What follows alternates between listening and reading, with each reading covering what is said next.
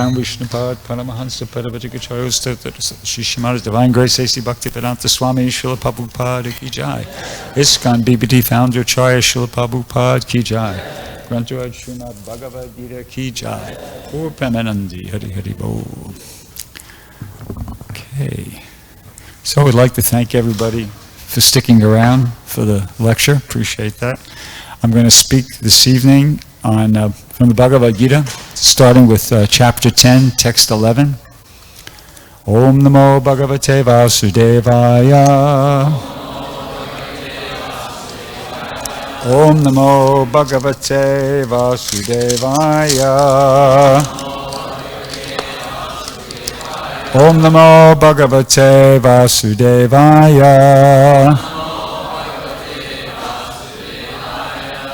So before I begin, I'd like to ask, is anybody here for the first time? Okay. So maybe somebody could grab a Bhagavad Gita for that person and pass it over to him.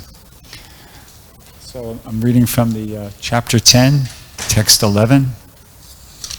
And since the verse is not on the board and I'm the only one with the book, I'll just kind of chant the Sanskrit, read the English translation, and read a little something from Srila Prabhupada's purport and elaborate upon that. So, Tesham eva anukampartam aham agyanajam tamaha nasyami apma bhavashto jnana dipena bhashvataha. Translation. This is Krishna speaking. He says, to show them special mercy, I, dwelling in their hearts, destroy with the shining lamp of knowledge the darkness born of ignorance. In the purport, Prabhupada says, the Lord tells Arjuna that basically there is no possibility of understanding the supreme truth, the absolute truth, the supreme personality of Godhead, simply by speculating. For the supreme truth is so great that it is not possible to understand him or to achieve him simply by making a mental effort. A man can go on speculating for several millions of years, and if he is not devoted, if he is not a lover of the supreme truth, he will never understand Krishna or the supreme truth. Now here comes the big sentence. Only by devotional service is the supreme truth Krishna pleased, and by his inconceivable energy, he can reveal himself to the heart of the devotee. So, I'll read that again. Only by devotional service is the supreme truth Krishna pleased, and by his inconceivable energy, he can reveal himself to the heart of the devotee.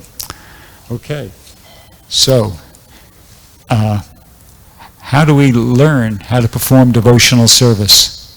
Because we just heard, by devotional service, Krishna, the Supreme Personality of God, is pleased, and then he'll reveal himself to us. So first business is, how do we perform devotional service? Well, I'll paraphrase a verse from the 4th chapter of the Bhagavad Gita. It says, just try to learn the truth, or just try to learn about devotional service by approaching a bona fide spiritual master. Inquire from him submissively and render service unto him. The self-realized soul can impart knowledge of devotional service to you because he's experienced it, he's seen the truth. So that's how we do it. And sort of further confirming that point, in the purport to that verse, Srila Prabhupada makes the statement that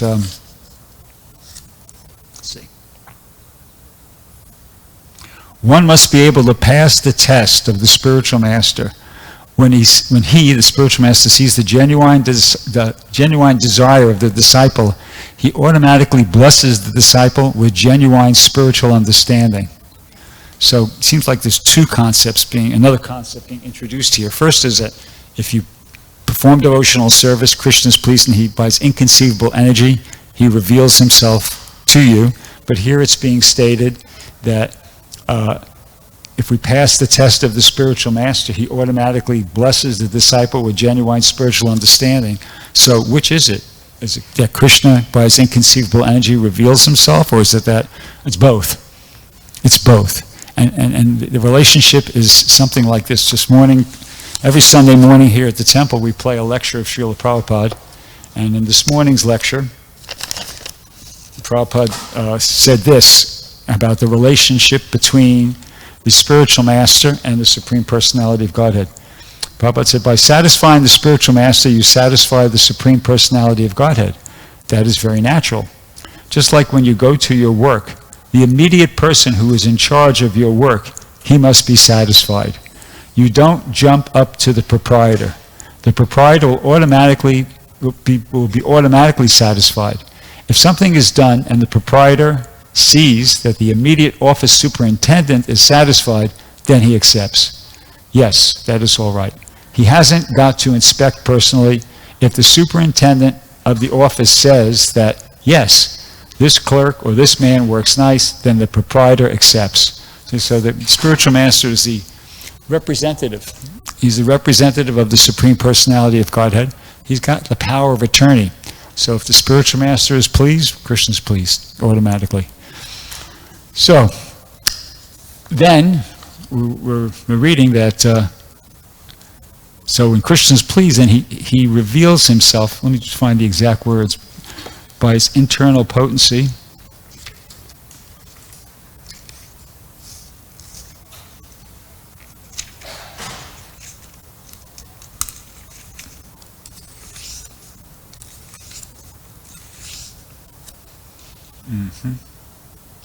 Yeah, Krishna is pleased, and by his inconceivable energy, he can reveal himself to the heart of the pure devotee.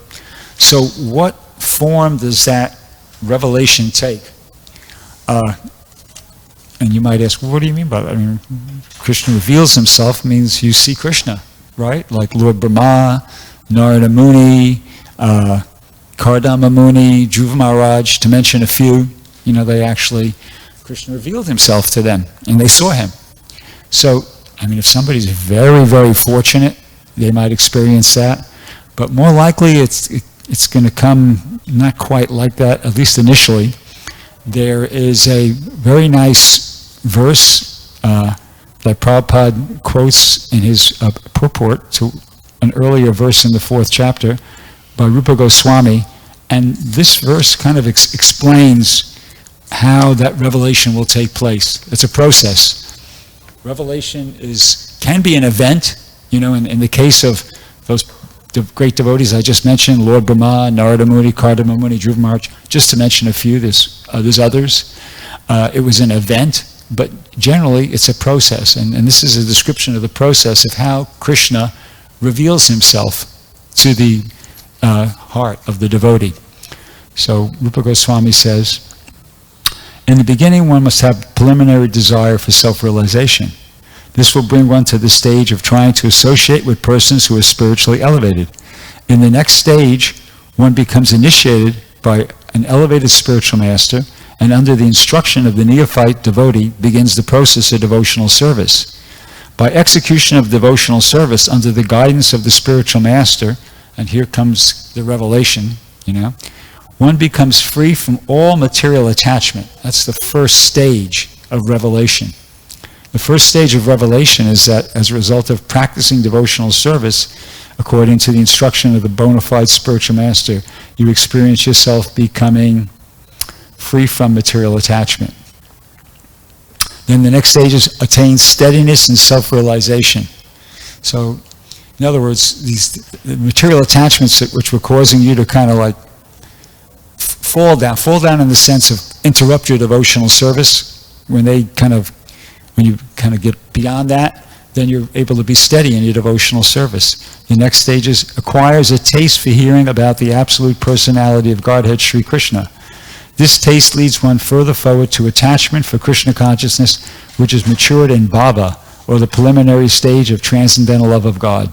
Real love for God is called prema, the highest perfectional stage of life. So that's a description of the process of revelation, right? It happens in stages like that, generally speaking. And but it begins with hearing. There's 9 processes of devotional service: Shravanam, Kirtanam, Vishnu, Smaranam, Padasevanam, Archanam, Bandhanam, Dashyam, Sakyam, Atmanivedanam. So our spiritual master Srila Prabhupada used to say that of all the processes of devotional service, hearing is the first and most important. So we're hearing from Prabhupada when we read his books, Bhagavad Gita, Srimad Bhagavatam, Chaitanya Charitamrita. Another nice way to hear from Prabhupada is listening to his lectures. I mentioned this in some previous classes, but there's a website called Vanipedia, and it has all Prabhupada's lectures, all his books. It has everything. It's like a treasure house of transcendental vibration. So you can just Google. It's very easy to access, and you can listen, and you can relish hearing Prabhupada speak. And it's the reason I do it is because I feel connected. I feel really connected to Prabhupada and to Krishna consciousness. By listening, and you hear a lot of things. You get a lot of valuable instructions. Kind of my meditation is this, though, that Prabhupada came to the United States with practically nothing, materially speaking, nothing. He came with, some trunkload of books that he was hoping to, sell to get some money to live, and he spoke. This Hare Krishna movement, this Krishna conscious movement, spread all over the world on the strength of what Prabhupada spoke, what came out of Prabhupada's mouth, the words, the sound vibrations. So when you're listening to those very same lectures, you have to remember you're listening to the very same words, the very same sound vibrations that caused this Hare Krishna movement to, develop, exist, come into being. And the same potency is there. So it can have, potentially, it could have the same effect on your heart as it had on the hearts of the people who were hearing it at the time. They got inspired, and they decided to, commit their lives to practicing Krishna consciousness, and we see the result. This temple is a result of Srila Prabhupada's speaking. You see? So his words have potency. They're very potent, and, it can change our life.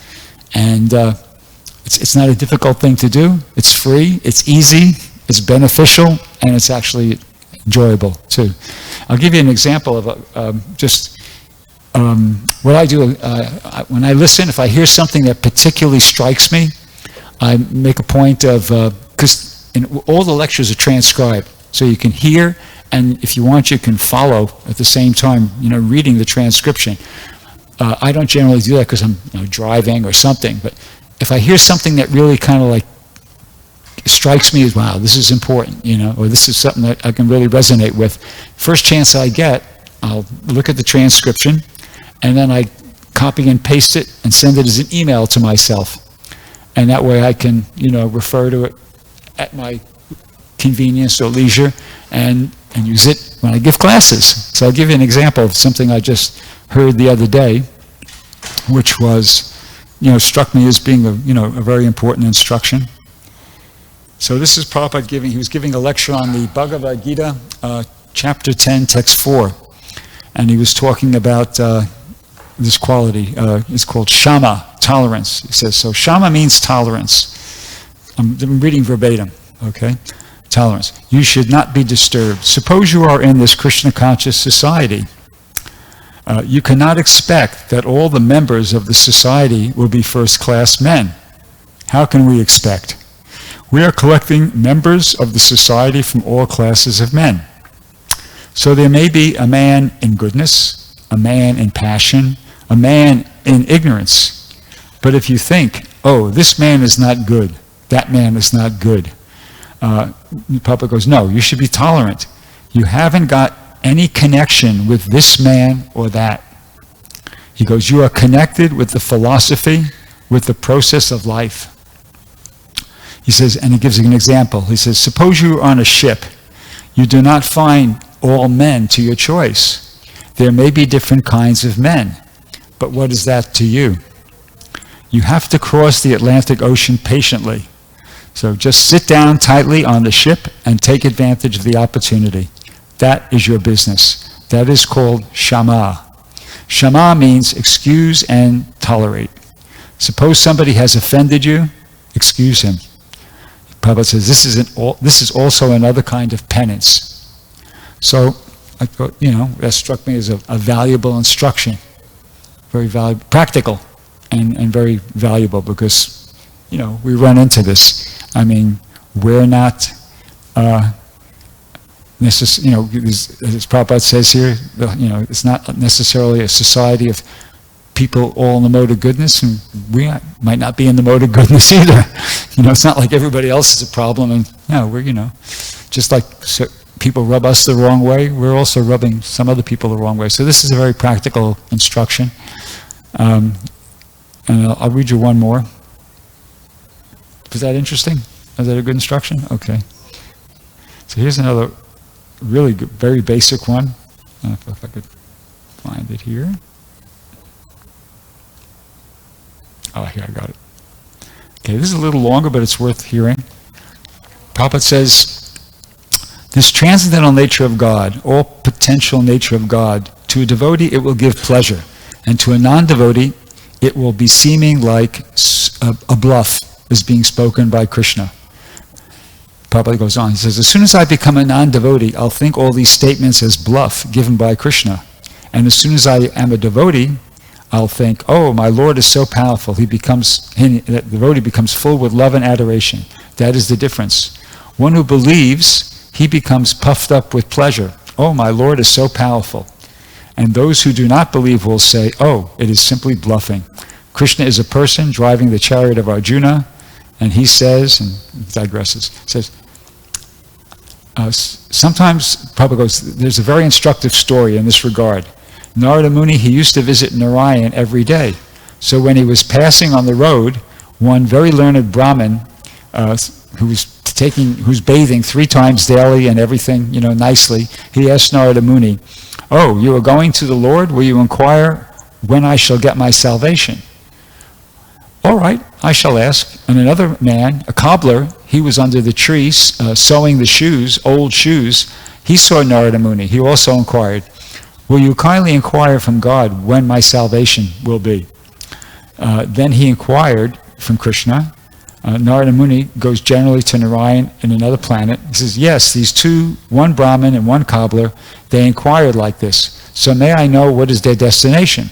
So Narayan said, well, yes, the cobbler, after giving up this body, he's coming here at Vaikuntha. And Narada Muni goes, what about the Brahmin? Oh, he has to remain there still so many births, or I don't know when he's coming. So Narada Muni was astonished that I saw that he's very nice Brahmin, and this other man's just a cobbler. Why is that? So he inquired like that. So Prabhupada goes, I cannot understand, and this is Narada Muni still speaking, I cannot understand the mystery. Why you say that the cobbler is coming after this body, and why not this Brahmin? And Narayan replies, oh, that you will understand if they inquire what Krishna or Narayan was doing in his abode. You just explained that he was taking one elephant from the whole, threading an elephant through the eye of a needle. So he's pulling the elephant this way and that. So when he again approached the Brahmin asked, oh, you have seen the Lord? Yes. So what was the Lord doing? And Narada Muni goes, he was doing this. Through one point of a needle, he was pushing one elephant this way and that way. Oh, and the Brahmin goes, I therefore have no faith in your words. I've got all respect for your garb, but we don't believe all this nonsense. Then Narada Muni could understand. Oh, this man has no faith. He simply reads books. That's all. And when he went to the cobbler, he also asked, oh, you have seen what Narayan was doing? He also said that, yes, he was doing like this. Oh, he began to cry. My Lord is so wonderful. He can do anything. So Narada Muni inquired, so do you believe that the Lord can push an elephant through the holes of a needle? And the cobbler goes, oh, why not? I must believe. Then Narada Muni goes, what is your reason? He goes, oh, my reason? I am sitting under this banyan tree, and so many fruits are falling daily. And in each fruit there are thousands of seeds, and each seed there is a tree. If a small seed there can be a big tree like that, is it very impossible to accept that Krishna is putting an elephant through the holes of a needle? He has kept such a nice tree in the seed. And so Prabhupada goes, so this is called belief. The unbeliever and the believer means, Prabhupada goes, the believer, they are not blind believers, they have reason. If by Krishna's process, by God's process or nature's process, such a big tree can be put within the small seed, planets can be floating in the sky because of his energy. So why not? He says we have to believe. We have no other explanation. But we have to understand that we have to understand in this way. Our reasoning, our argument, our logic should go in this way. So those who are devotee, just like this cobbler, he may have been just a cobbler, but he was a believer. And those who are not devotee, they will say, oh, these are all bluffs. But they are not bluff, Prabhupada's saying. It's simply meant for the devotees. They can understand. The non-devotees, they cannot understand. Yeah, so this is just another example of something I heard and I thought, wow, that's pretty, nice meditation, nice thing to understand. And of course, valuable instruction there. You have to give these inconceivable things the benefit of the doubt. That's kind of part of the job description of being a devotee. You have to be prepared to give things that you're hearing that seem totally inconceivable the benefit of the doubt. Otherwise, you can't go anywhere in Krishna consciousness. It's not like for eternity, it's going to stay like that. You're going to be in the as you practice, as we just heard, as you practice Krishna consciousness, following the instructions of the spiritual master, ideally, hopefully, we're going to, make progress through those different stages that we heard about, Ado, Shraddha, Tato, Sadhusanga, But to start off with, we have to be prepared to, give it the benefit of the doubt. That's, not be like that Brahmin who just rejects it out of hand like that. No, like the cobbler who just said, yeah, sure, I have faith, and then things will be revealed as we practice Krishna consciousness. Time goes on. So, somebody could ask me.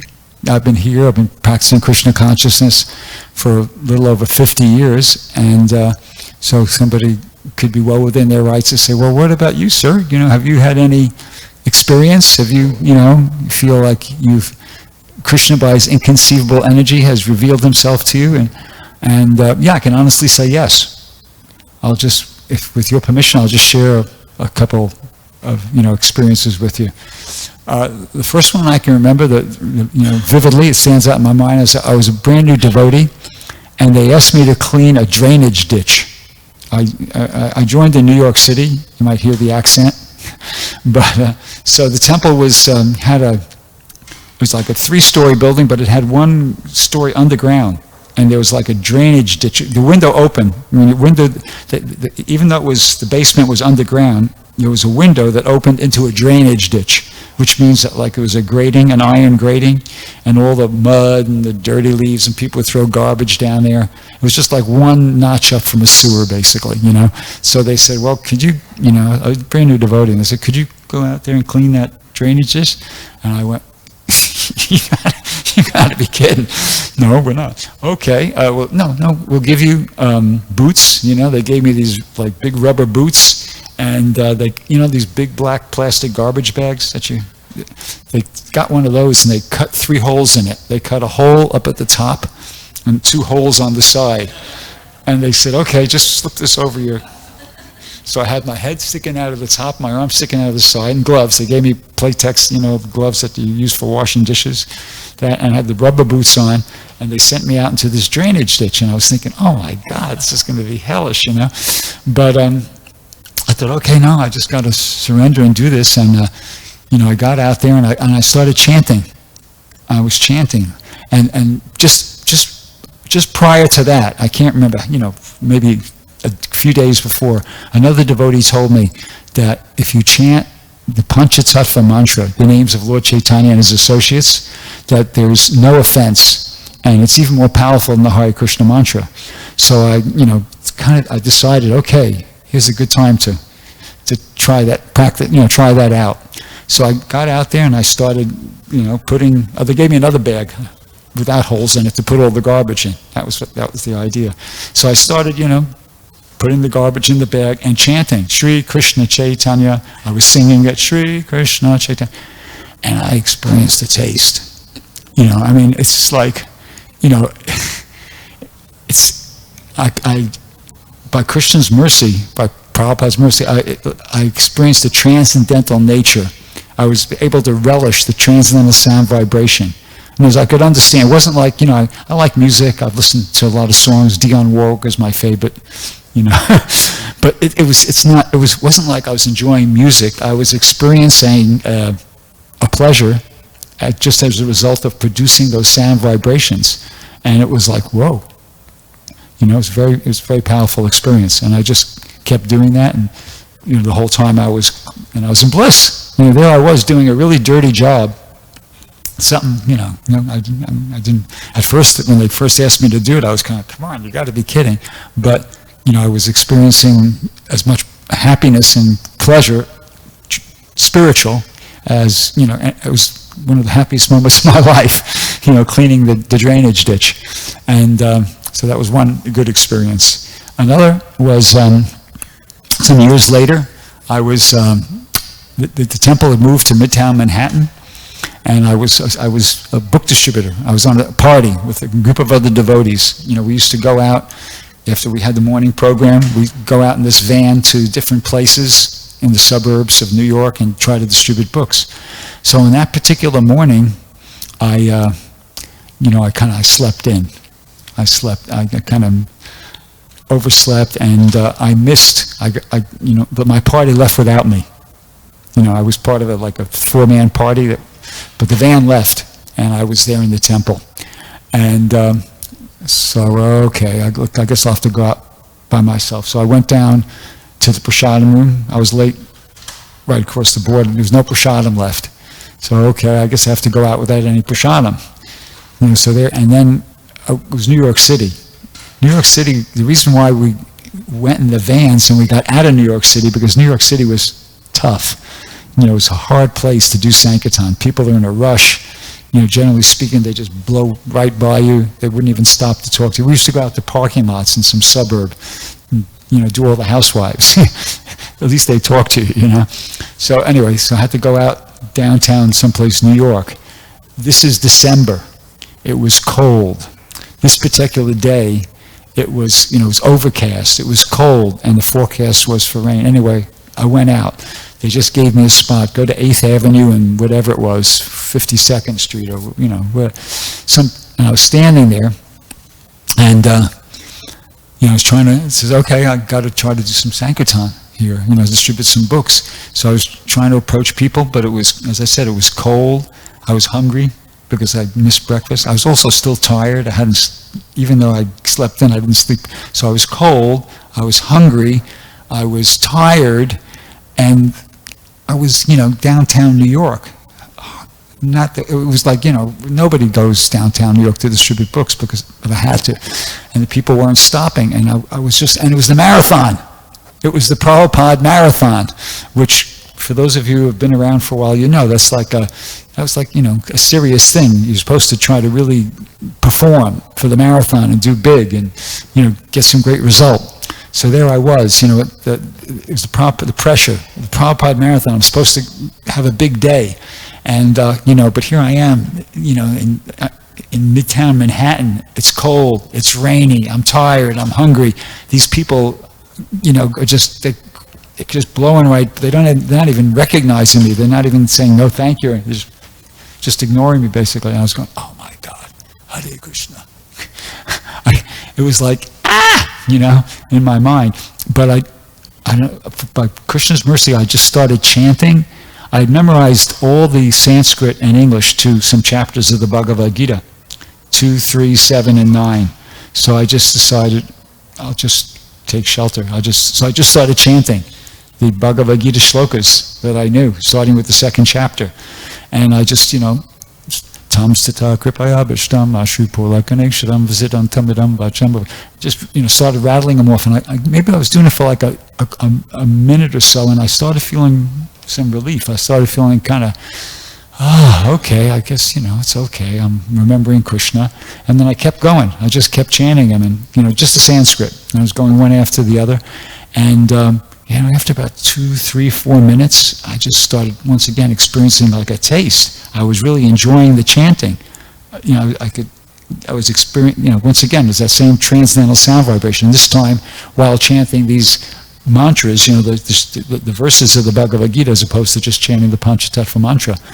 And I just kept doing that, and it was, it didn't go away. I was chanting for like 5 minutes, 10 minutes, 15. It takes about 45 minutes to get through all the shlokas I knew at that time.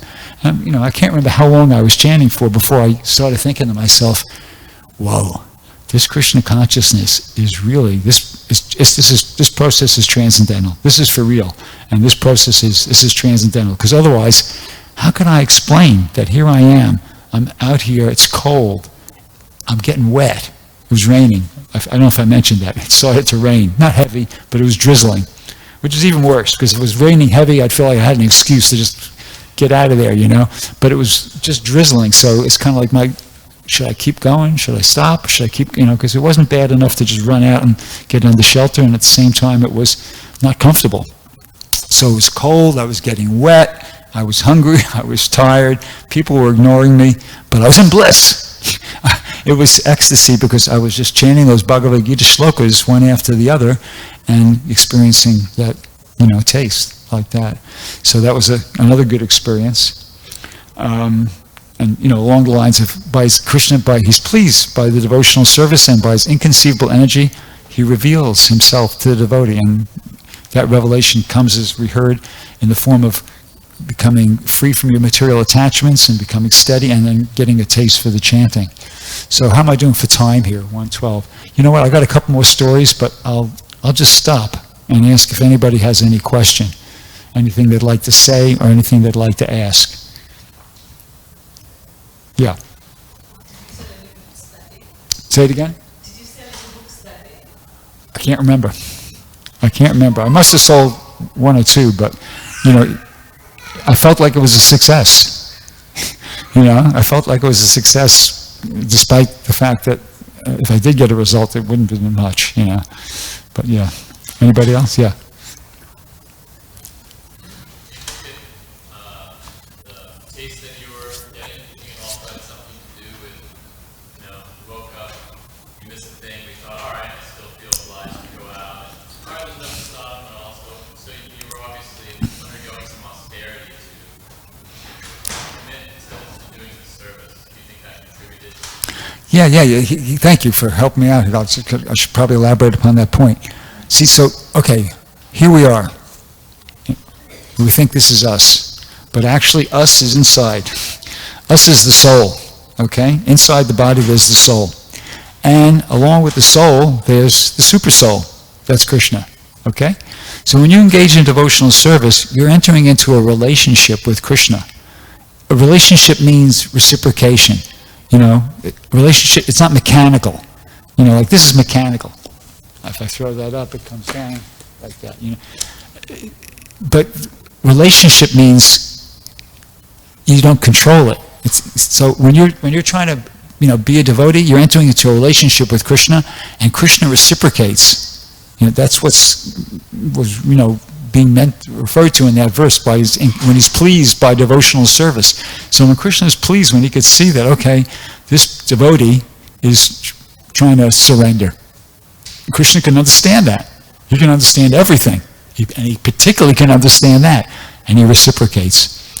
So, you're experiencing, when you experience that higher taste, it's like you're experiencing a reciprocation from Krishna. Actually, Prabhupada once wrote a letter to a devotee, Brahmananda, who's one of the early disciples. I don't know what Brahmananda wrote to Prabhupada, but Prabhupada's response was, regarding Krishna's being kind upon us, should be on the principle that Arjuna... Actually, hang on, I got that. Let me just read it to you.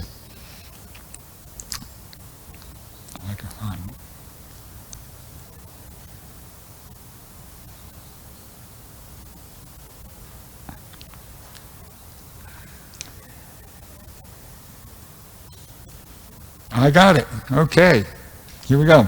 This is a letter Prabhupada wrote to this devotee back 1968. He said, regarding Krishna's being very kind upon us should be on the principle as Arjuna followed. The principle is that Krishna was Arjuna's most intimate friend. He could have brought victory to Arjuna without any endeavor by Arjuna. Neither was that principle advised by Krishna, neither Arjuna followed it. As a military man, Arjuna fought to his best, but the victory is brought him by Krishna. Now here it comes. Prabhupada says, similarly, we should try our best to our best capacity, and victory will come from Krishna. We should never sit idly and ask Krishna to do everything. That is the teaching of Bhagavad Gita. It is clearly said in the Gita, Yudhasya cha mam anushvara. So ordinarily, we have to try our best to our best capacity to achieve something, and by Krishna's grace, all of a sudden, we shall see everything is there. That sort of help from Krishna is transcendental happiness.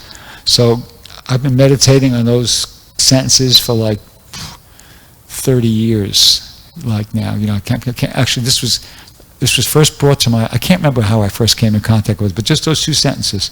So ordinarily we have to try our best to our best capacity to achieve something, and by Krishna's grace, and Krishna reciprocates, by Krishna's grace, all of a sudden we shall see everything is there. A result is there. A taste, an experience, a pleasurable experience is there. And when you experience that, Prabhupada says, this sort of help from Krishna is transcendental happiness. It's transcendental happiness in more ways than one. I'll give you an example, okay? I distribute books. That's my service, on a day-to-day basis. So I go out to a college or university campus, and I put a table out and some books, and I'm stopping students. And so sometimes, if a student stops and they give a nice donation, especially if you've been struggling up to that point, you feel really happy. But the happiness is not that, oh, he gave me a lot of money. That's not the happiness. The happiness is you could feel like it's Krishna's grace. It's a reciprocation from Krishna. You see? Whether a taste for chanting is there or not. See, so that's what Prabhupada mentioned. This sort of help from Krishna is transcendental happiness. Another aspect of how it's transcendental happiness is that, at least myself, I'm an aspiring devotee. I'm not on a platform. I haven't realized that Krishna's the Supreme Personality of Godhead.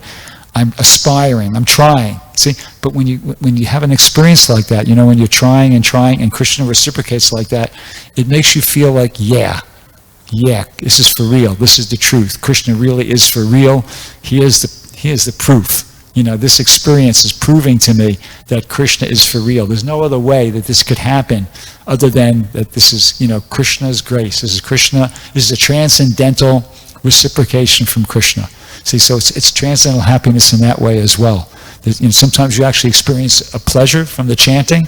Sometimes something happens and you feel really confident that the only way this could happen is Krishna helped me here, and that understanding or that conviction is transcendental happiness, because it's just kind of, what's the word? It fulfills everything that we're trying to do here. Anyway, I think you get the idea. Does anybody else have anything that they'd like to? Okay. Thank you. Yeah. Sure.